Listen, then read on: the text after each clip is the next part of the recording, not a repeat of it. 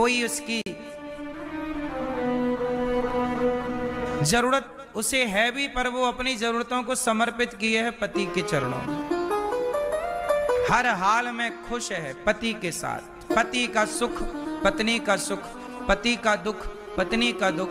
समर्पण जैसा एक स्त्री का पुरुष के प्रति पत्नी का समर्पण पति में होता है, ऐसे ही भक्त का समर्पण भगवान में हो जाए पत्नी की तरह, तो जीवन सुखमय हो जाए। आज समर्पित नहीं है ना व्यक्ति। समर्पण कैसा? समर्पण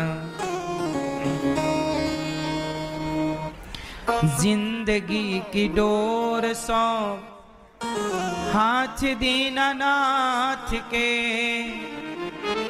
जिंदगी की डोर सौंप हाथ दीनानाथ के, महलों में राखे चाहे झोपड़ी में वास दे। चाहे महलों में रखें चाहे झोपड़ी में, हर समय हम ईश्वर की मर्जी में प्रसन्न रहें, इसी का नाम है समर्पण। तो समर्पित हो जाना भगवान के चरणों में कौन सी भक्ति है? बोलो, नौवीं। ये है नवधा भक्ति। इसलिए भक्ति हो। अच्छा एक बात बताओ,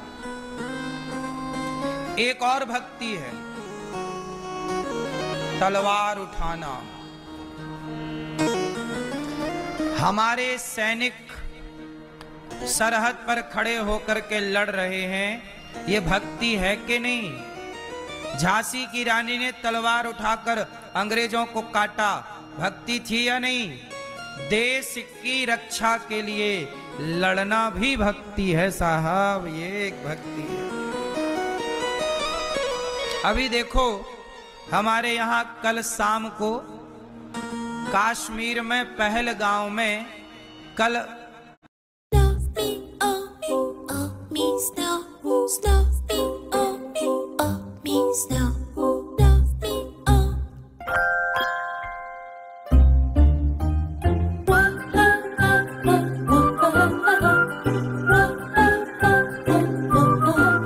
जब उपहार का मौका हो, माँ के दिल की सुनो। Himalaya baby care happy baby gift PACS, तोहफे लगाव के। Summer is already here and when it arrives I love to design my bedroom with vibrant yet subtle colors. हर एक घर में Monte Carlo का ब्लैंकेट तो जरूर होगा। I thought उनकी summer collection भी ट्राई की जाए, क्या पता मुझे उनके summer प्रोडक्ट से भी प्यार हो जाए। Super comfy black and white bedsheet जो कि बहुत मुश्किल से मिलती है, और यार इसने तो पूरी वाइब्स ही चेंज कर दी मेरे बेडरूम की। I always wanted to live in a Wes Anderson movie. Those bright and vivid colors. I love that vibe. And this orange bedsheet added so much vibrancy and energy in my room. And the best part is ये आंखों में चुभने वाला orange colour नहीं है। Summers में I can't afford to miss the florals, and what's better than yellow pastels? Oof, the feel and the touch is super soft as the bed sheets are made from natural cotton, so no uncomfortable, sweaty and itchy night sleep. मतलब गर्मी में zero गर्मी का एहसास। And for more details, please comment down. हमारे अपने देश में 26 लोगों की निर्मम हत्या कर दी आतंकवादियों ने। नए शादी के जोड़ा घूमने गए थे, वहां वादियां देखने गए थे, पर वहां पर पति पत्नी गए थे, नया विवाह था, पति को मार दिया, पत्नी वहीं रो रही है। 26 लोगों को आतंकवादियों ने मार दिया, निहत्थे लोगों को जिनका कोई कसूर नहीं था। और सुनो, मारने के पहले पूछा कि तुम्हारा धर्म क्या है? मुसलमान हो तो नहीं मारा, पर हिंदू है तो मार दिया। हिंदू देखो दया का भाव रखता है, पर मुसलमानों के भीतर तनिक भी दया नहीं है, तनिक भी करुणा नहीं है। जाति धर्म पूछ पूछ के मार दिया। इसलिए कहता हूं कि दया मैं पहले भी कह चुका हूं कि इतनी दया ना करो कि बहन बेटियों को मरना पड़े।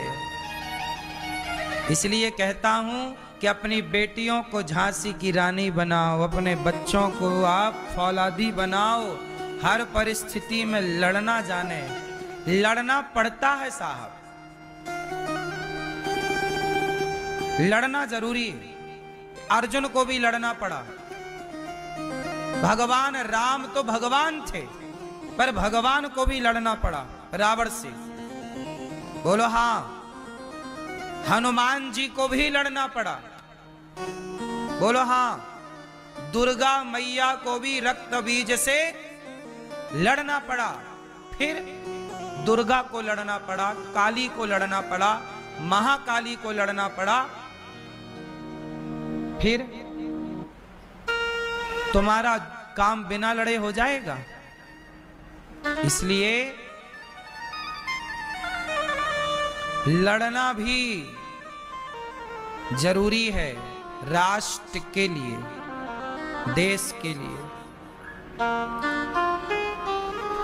ऐसी निर्मम हत्या कर दी इन आतंकवादियों ने। सुनने में आया है कि पाकिस्तानी थे। आतंकवादियों को पनाह देने वाला कौन है, यह भी एक विचारणीय विषय है। हम तो कहते हैं कि देखो, ऐसी घटनाएं ना हो, इसके लिए बहुत आवश्यक है एक बड़ा निर्णय लेना कि जो पीओके है, जो पाकिस्तान ने हमारी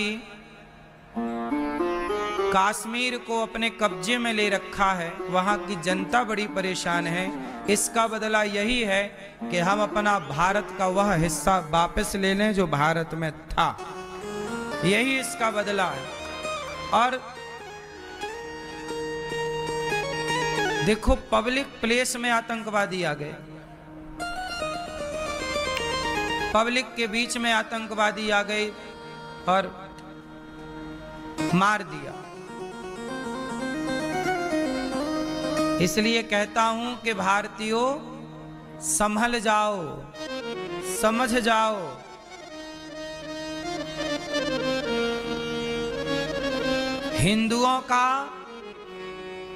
हिंदुओं के तो हिंदू भी सगे नहीं भय। कई बार पृथ्वीराज चौहान को धोखा दिया उनके अपनों ने। जयचंद कौन थे? हिंदू ही थे। तो हिंदुओं के सगे तो कई बार हिंदू नहीं हुए, तो हिंदुओं के सगे भला मुसलमान कैसे होंगे? इसलिए आपको चाहिए कि अब हिंदुओं को हिंदुओं के साथ खड़े हो जाना चाहिए और हिंदुओं को संगठित होकर के और संगठित रह करके अपने देश के काम आना चाहिए, देश की रक्षा करनी चाहिए। आतंकवादी लोग कहते ना कि अभी हिंदू लोग टीवियों पर बैठ के बोलेंगे, अरे आतंकवादी थे वो मुसलमान थोड़ी थे। अरे भाई, आतंकवादी मुसलमान ही क्यों होता है? क्योंकि उनके धर्म ग्रंथों में लिखा है, हम लोगों को वो काफिर कहते हैं। जो हिंदू नहीं है उनका सिर काट देना चाहिए, ऐसा उनके कुरान में लिखा है। तो उनका तो धर्म ग्रंथ सिर काटना ही सिखाता है, इसलिए वो तो दिन रात सिर ही काटते हैं। बकरे का सिर क्यों काटते हैं? प्रैक्टिस करते हैं किस तरह इंसानों का काटना है, बस मौका तो मिले उन्हें।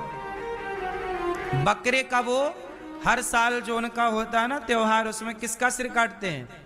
वो बकरे का क्यों काटते हैं? प्रैक्टिस करते हैं कि सिर काटना हम भूले तो नहीं। और तुम्हें कुछ नहीं आता? तुम्हारे घर में एक डंडा भी नहीं है सांप को मारने के लिए?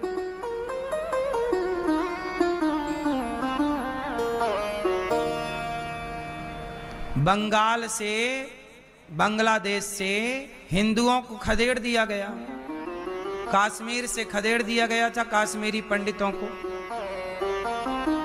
उनकी बहन बेटियों के साथ दुराचार किया गया। ज्यादा मीठे ना बनो, ज्यादा सीधे ना बनो। जो ज्यादा मीठा गन्ना है ना, कोल्हू में पेरा जाता है। जो ज्यादा मीठा होता है वो अपना नाश कराता है। देखो तो मीठे गन्ने को कोल्हू में पेरा जाता है। इसलिए सरकार को सख्त कार्य करना चाहिए। सरकारें तो कर रही हैं, लेकिन अब कोई घुस आए आपके बीच में और मार डाले, ये सुरक्षा की चूक तो है। लेकिन हम सबको ना अपने आप को भी आगे की तैयारी कर लेनी चाहिए। इसी तरह तुम्हारे घरों में घुस घुस कैसे मारा जाएगा? क्या कर लोगे तुम? क्या कर लिया उन 26 लोगों ने जिनको मार दिया गया? क्या कर लिया लोगों ने? बातें करने से क्या होगा? हम बैठे यहां बातें ही तो कर रहे हैं। बातें करेंगे फिर बात खत्म। इसलिए समाधान बातें नहीं है, समाधान ये है कि जैसे सेना को तैयार किया जाता है, ऐसे भारत के हर व्यक्ति को ऐसे तैयार किया जाए। भारत का प्रत्येक नागरिक हर सनातनी सेना के रूप में काम करे। आप घर में रहो तो भी सेना, बाहर जाओ तो भी सेना। सेना की तरह हम सबको ट्रेनिंग दी जानी चाहिए स्कूलों में। बोलो हाँ। स्कूलों में हम लोगों को ना ट्रेनिंग, आजकल क्या पढ़ाते हैं, इतना पढ़ाते हैं, इतना पढ़ाते हैं, आखिरी में डिग्री दे देते हैं। फिर डिग्री लेके बच्चे नौकरी तला, भैया नौकरी है क्या? 20,000 की, 40,000 की। पढ़े लिखे सारे तलाश रहे हैं डिग्री। क्या कर रही है डिग्रियां? कुछ नहीं। हमारी शिक्षा बिल्कुल अच्छी नहीं है। बताइए, हमारे देश में पढ़े लिखे लोग पढ़ लिख के बेचारे नौकरी तलाशते तलाशते बुढ़े हो जाते हैं कि नहीं? समय निकल जाता है कि नहीं? इतना पढ़े पर पढ़ के करे क्या? घटिया तोड़ रहे हैं। इसलिए शिक्षा का मतलब, झांसी की रानी ने पढ़ाई की, पर क्या पढ़ा उसने? तलवार चलाना। बताओ, तलवार चलाना भी। हमारे अर्जुन को गुरु द्रोणाचार्य ने क्या पढ़ाया? बोलो। गुरु द्रोणाचार्य ने अर्जुन को क्या पढ़ाया? जोर से, जोर से पढ़ाया ना? गांडीव चलाना, धनुर्विद्या पढ़ाई। तो धनुष चलाना भी, तलवार चलाना भी क्या है? पढ़ाई है। यही पढ़ाई है। अब तुम्हें आत्मरक्षा करनी तो आती नहीं है, तो क्या पढ़े लिखे हो? फिर डिग्रियां क्या दिखाओगे? आतंकवादियों को दिखाना फिर डिग्री अपनी, ये भैया देख लो पढ़े हैं, ना मारो।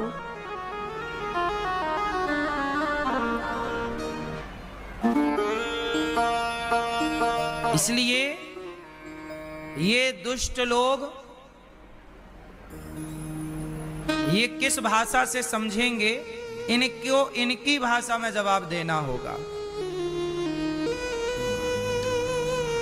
हाँ या ना?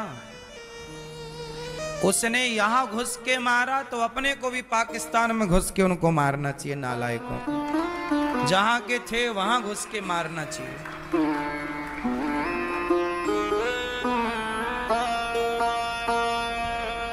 आतंकवाद तो जड़ से समाप्त हो। लेकिन इसके लिए ना मैं आपको फिर बार बार बोल रहा हूं कि बेटियों को, बेटों को सिखाओ। बोलो हाँ। 26 लोगों की निर्मम हत्या हुई। क्या गुनाह था बेचारों का? घूमने फिरने गए थे, बूढ़े थे, बच्चे थे, स्त्रियां थीं, पुरुष थे। अपराध कुछ नहीं था उनका, घूमने गए थे। लेकिन बताओ, वहां से जब लाशें आई होंगी, जो नए दुल्हा दुल्हन घूमने गए, और जब किसी के घर में दुल्हा दुल्हन घूमने गए थे और वहां से दुल्हा की लाश आई या दुल्हन की लाश आई, तो क्या गुजर रही होगी उनके परिवार पर? ये बड़ा दुखद है।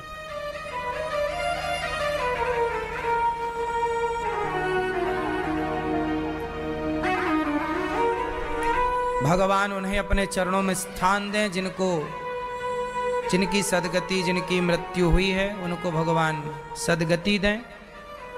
और इस तरह के आतंक से हम सबको बचना चाहिए, और बचना है तो अपने को मजबूत बनाना चाहिए। सरकार को अपनी नीतियों पे बदलाव करना चाहिए। सेना को और मजबूती की ज़रूरत है। पब्लिक प्लेस में आतंकवादी घुसना, मतलब ये सवाल खड़ा तो होता ही है कि उस समय सेना का सर्च ऑपरेशन कहाँ था। तो ये सवाल खड़े हो जाते हैं। फिर भी हम सबको अपनी बेटी और बेटों को मजबूत बनाना चाहिए। परिस्थितियां कब कैसी खड़ी हो जाएं, भविष्य को किसी ने नहीं देखा। प्रिय भक्तों, कल हम लोगों ने कथा में सुना कि मनु जी महाराज की 3 बेटियों में 2 बेटियों का प्रसंग, आकुति, देवहूति, प्रसूति, 3 बेटियां। प्रसूति का विवाह दक्ष से हुआ। दक्ष की सबसे छोटी बेटी सती का विवाह भगवान शिव से हुआ। और शिव जी सती को समझाए पर वो बिना बताए पति के समझाने पर भी पिता के यज्ञ में गए। देखो, माता सती ने पति की बात नहीं मानी और पति की बात का, पति की आज्ञा का उल्लंघन करके पिता के पास चली गई, तो माता सती को यज्ञ में जलना पड़ा। क्या होना पड़ा? जलना पड़ा। और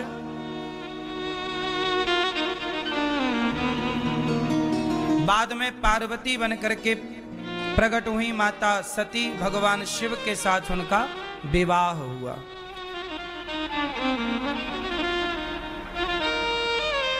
मनु जी महाराज के 2 बेटे प्रियव्रत, उत्तानपाद।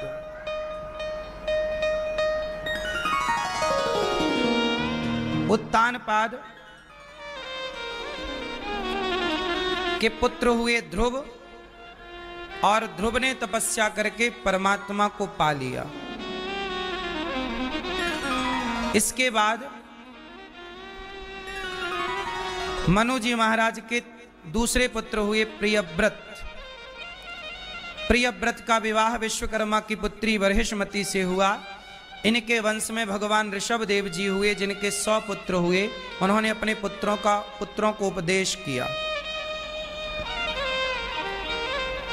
नायम देहो देह भाजाम नृलोके कष्टान कामान न रहते विडभुजाम ये तपो दिव्यम पुत्र का ये न सत्वम सुध्यस्मात् ब्रह्म सौख्यम त्वनंतम। इन्हीं के वंश में भरत जी सबसे बड़े हुए। भरत जी जिन्हें सब कुछ त्याग कर गंडकी नदी के तट पर जाकर भगवत चिंतन किया। भरत जी ने मरते समय मन को मृग में लगाया। इसके कारण भरत जी को मृग बनना पड़ा। हम शास्त्रों को समझने वाले लोग हैं। शास्त्रों को समझ करके हम इस नतीजे पर पहुंचे हैं कि मृत्यु के समय हमें सावधान रहने की जरूरत है। मृत्यु के समय भगवान की ओर मन हो, संसार की ओर मन ना हो। मरते समय कहाँ ध्यान हो? इतना तो करना स्वामी जब प्राण तन से निकले, गोविंद नाम लेकर मेरे प्राण तन से निकले। उस वक्त जल्दी आना, नहीं शाम भूल जाना, मुरली मधुर बजाना जब प्राण तन से निकले।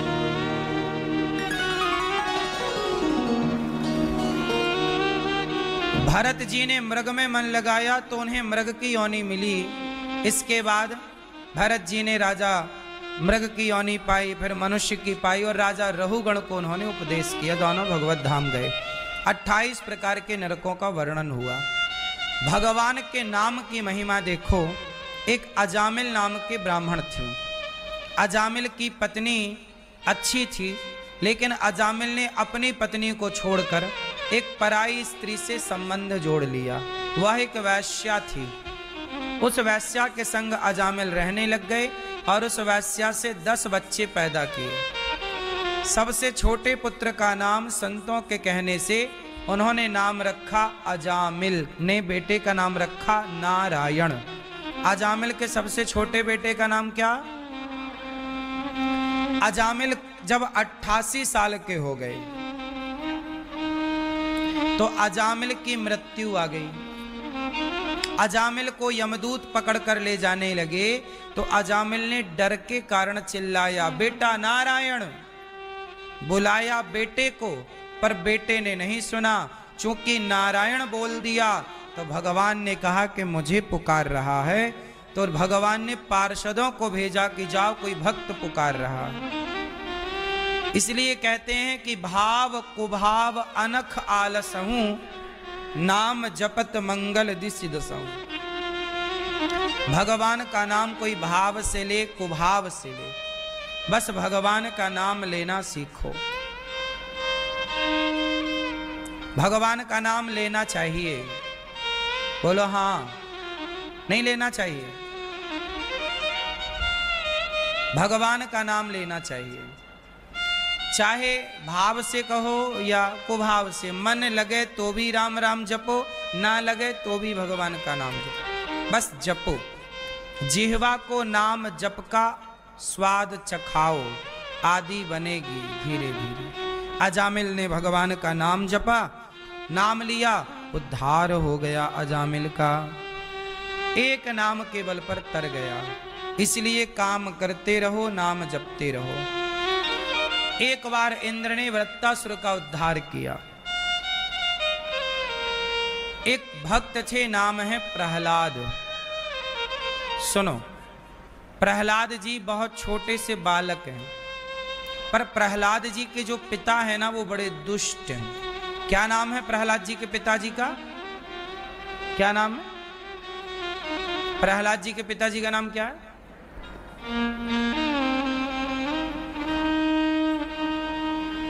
हिरण्य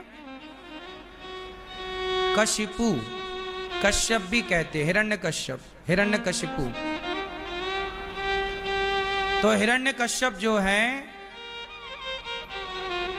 ये बड़े दुष्ट हैं। हिरण्य कश्यपु ने वरदान मांगा है कि ना मैं दिन के मरूं ना रात को, ना अस्त्र से मरूं ना शस्त्र से, ना पृथ्वी में मरूं ना आकाश में।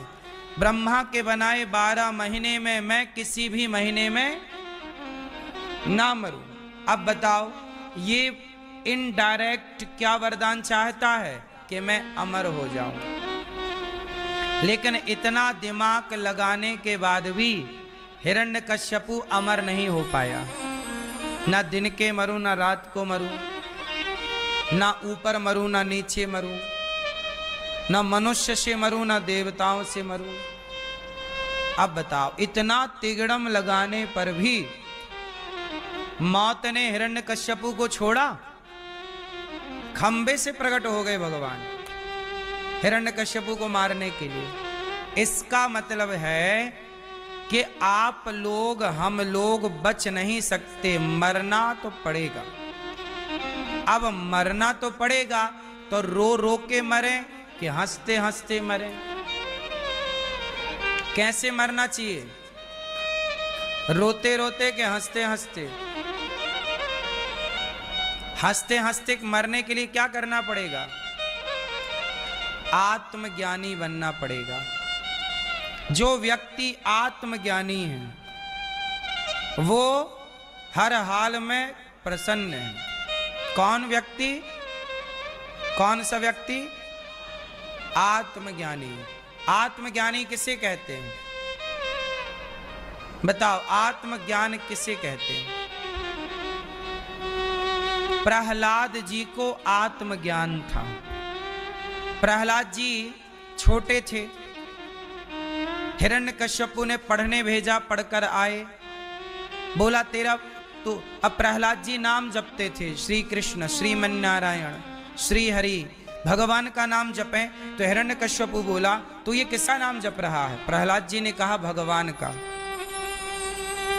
हिरण्यकश्यपु ने कहा तेरा भगवान कहाँ रहता है? प्रहलाद जी ने कहा सब जगह रहते हैं। तो तेरा भगवान सब जगह है तो मुझे क्यों नहीं दिखता? सवाल खड़ा है कि भगवान सब जगह हैं तो दिखते क्यों नहीं? क्यों भैया आप बताओ, भगवान सब जगह हैं, ये बात सही है कि गलत है? उत्तर दो। ये पीछे सोफे वाले भैया, हाँ आपसे, हाँ बोलो, भगवान सब जगह हैं या नहीं? तो दिखते क्यों नहीं हैं? क्यों मैया, भगवान दिखते हैं या नहीं दिखते? सवाल है। दादाजी बताओ, भगवान दिखते हैं या नहीं दिखते? दिखते हैं। आपने भगवान को देखा? आप, हाँ, नहीं देखा? आप बताओ, आपने भगवान को देखा?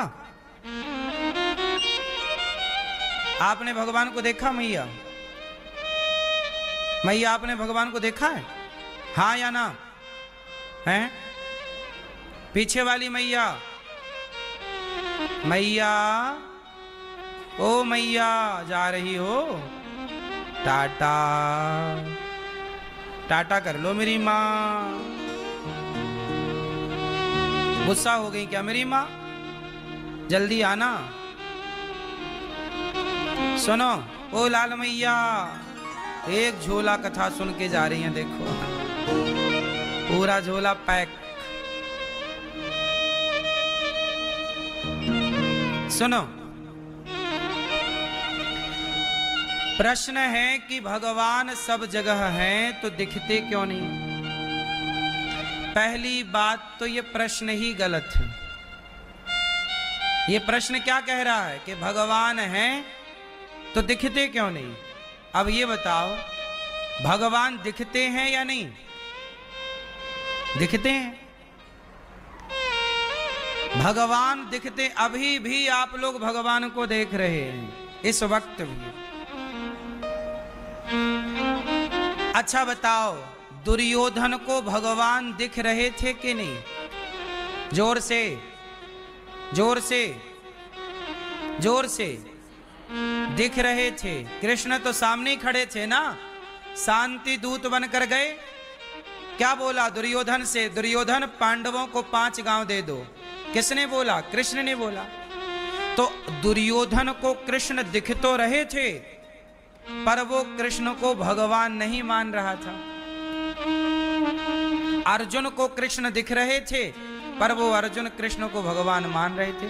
तो कृष्ण तो सबको दिख रहे थे, पर कोई उन्हें भगवान के रूप में देख रहा था तो कोई भगवान के रूप में नहीं देख रहा था। उसी तरह भगवान आज भी सबको दिख रहे हैं, कोई पहचान पा रहा है, कोई पहचान नहीं पा रहा है। दुर्योधन नहीं पहचान पाया, अर्जुन पहचान गए।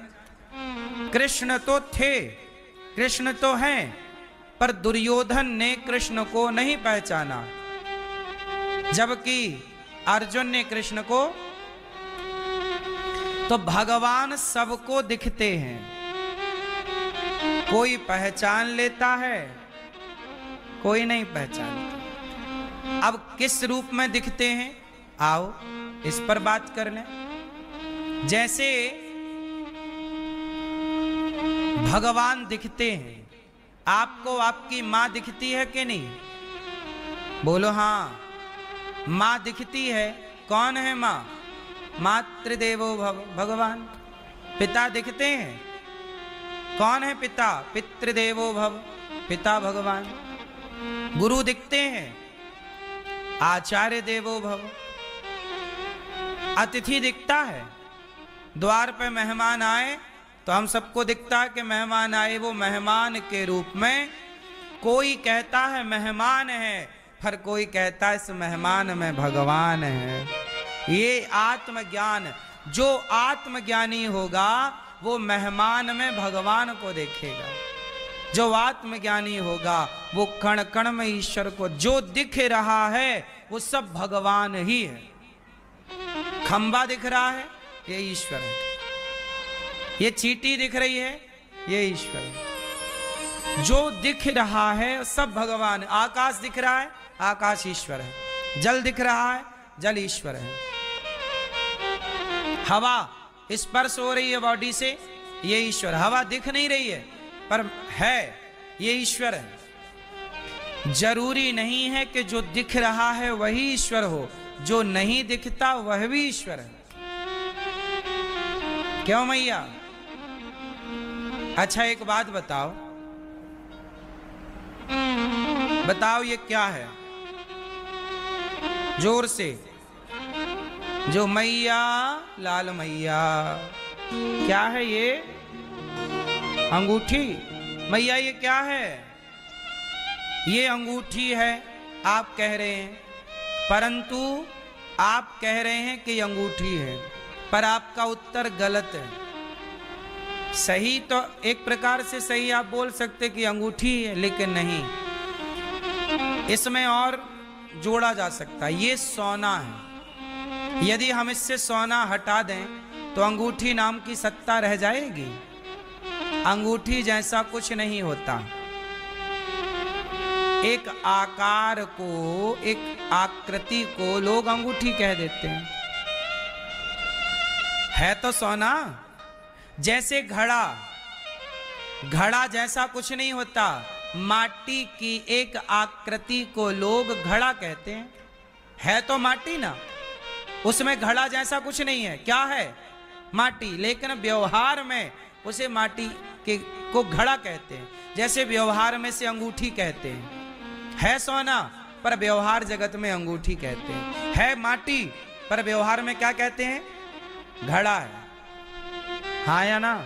है। अब बताओ, घड़ा सत्य है कि माटी सत्य है? कौन सत्य है?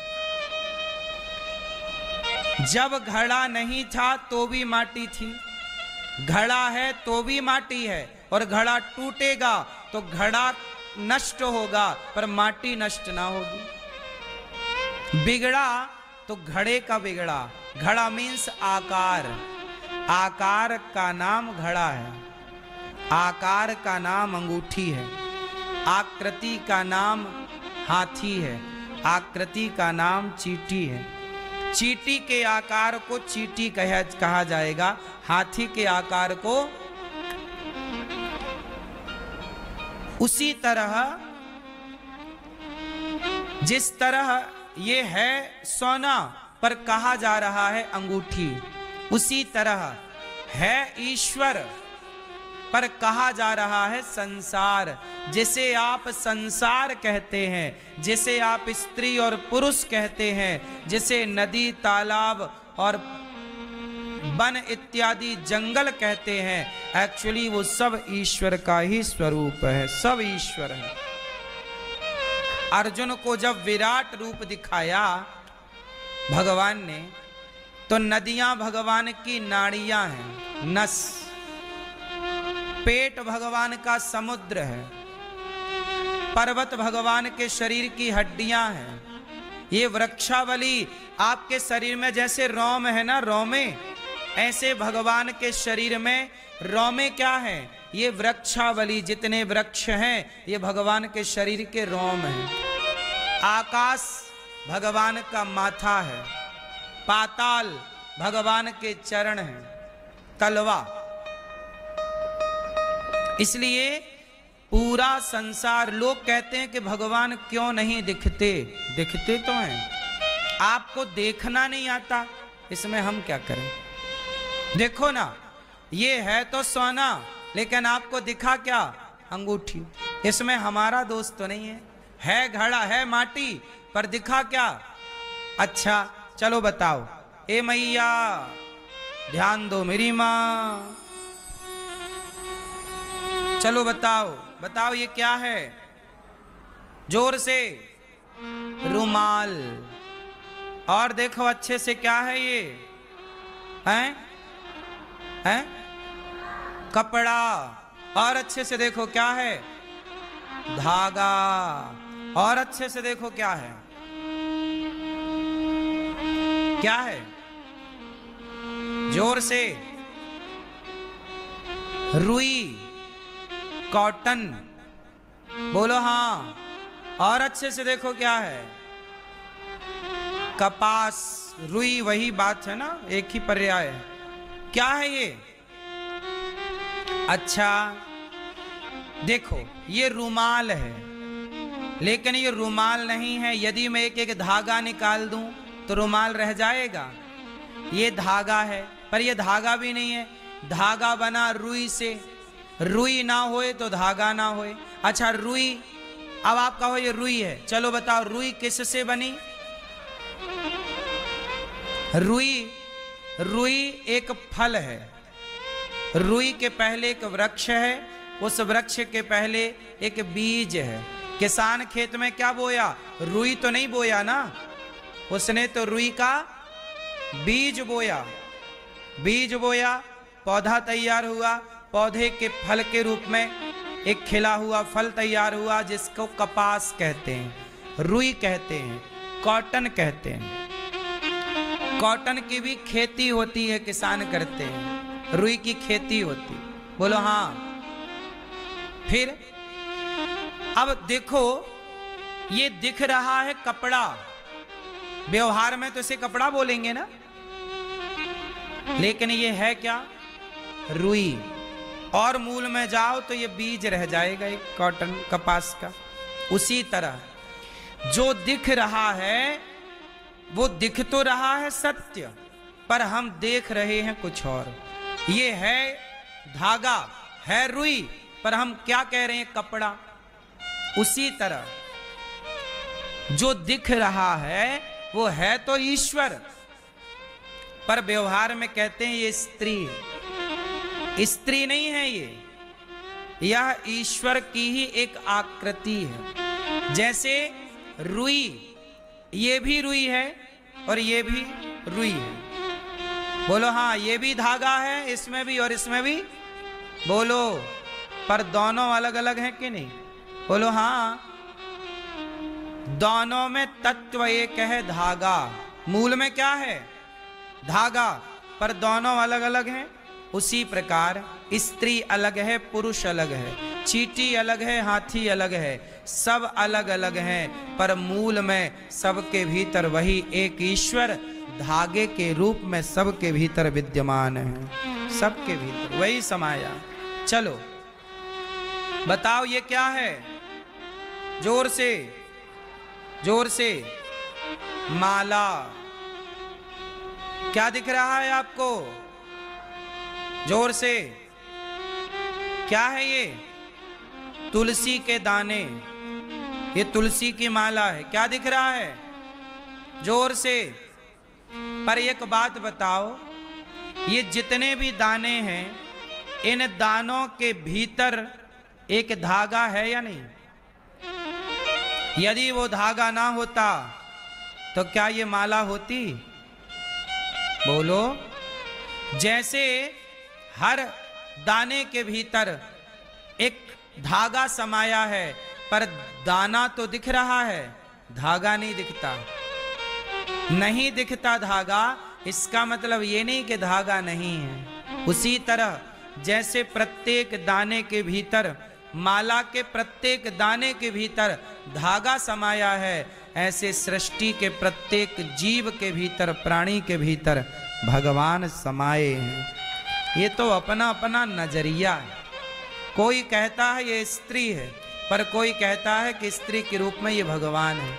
कोई कहता है ये पुरुष है, पर कोई कहता है कि पुरुष के रूप में भगवान है। हिरण्यकश्यपु ने कहा तेरा भगवान कहाँ है? बोले सब जगह। बोला दिखता क्यों नहीं? प्रहलाद जी ने कहा पिताजी एक बात बताओ, अखबार पढ़ते हो कि नहीं आप लोग? बोलो हाँ। किस भाषा का अखबार पढ़ते हो आप लोग? चलो बताओ जोर से। कोई हिंदी भाषा का अखबार पढ़ता है, कोई इंग्लिश अखबार पढ़ता है, कोई तमिल अखबार पढ़ता है, तमिल भाषा, कोई पंजाबी का अखबार पढ़ता है, पंजाबी भाषा।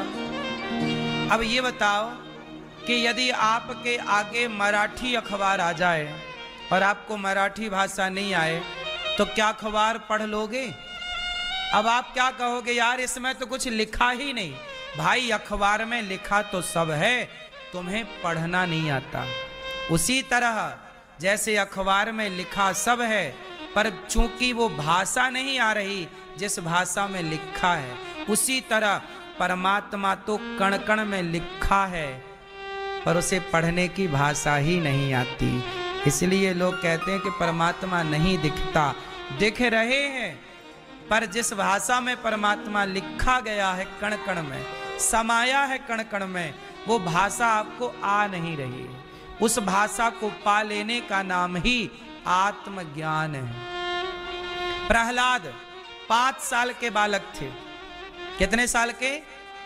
लेकिन 5 साल के बालक प्रहलाद ने कहा कि पिताजी कहां नहीं है भगवान? हिरण्यकश्यपु बोला, क्या इस खंबे पर तेरा भगवान है? हाँ, मेरा भगवान इस खंबे पर है। 5 साल के प्रहलाद ने कह दिया कि इस खंबे पर भगवान है।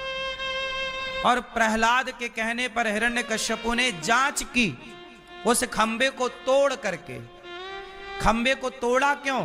प्रहलाद जांच करना चाहता है कि तेरी बात सही है या गलत है। तो प्रहलाद 5 साल के थे। 5 साल का बालक इतना बड़ा आत्मज्ञानी हो गया कि उसे खंबे पर भी परमात्मा का दर्शन हो गया। और हम ऐसे पापी हैं कि हमें मंदिर में भी भगवान का दर्शन नहीं होता। देखो जरा, हम कहते हैं भगवान कहाँ है, और प्रहलाद कहते हैं कि भगवान कहाँ नहीं है। अंतर है ना? हम लोग इतनी उम्र वाले हो गए और अभी तक परमात्मा को खोज रहे हैं, और प्रहलाद खोज चुके। हम अभी तरस रहे हैं देखने को, वो देख चुके। हाँ या ना? प्रहलाद ने कहा इस खंबे पर है, पड़ताल करने के लिए तोड़ दिया हिरण्यकश्यपु ने। खंबा टूटा तो मेरे भक्त का वचन गलत ना हो जाए, भक्त के वचन को सत्य करने के लिए भगवान खंबा तोड़ करके प्रकट हो गए। बोलिए नृसिंह भगवान की। भगवान कहाँ है? जहां भक्त का विश्वास है वहीं भगवान। प्रहलाद का विश्वास था कि इस खंबे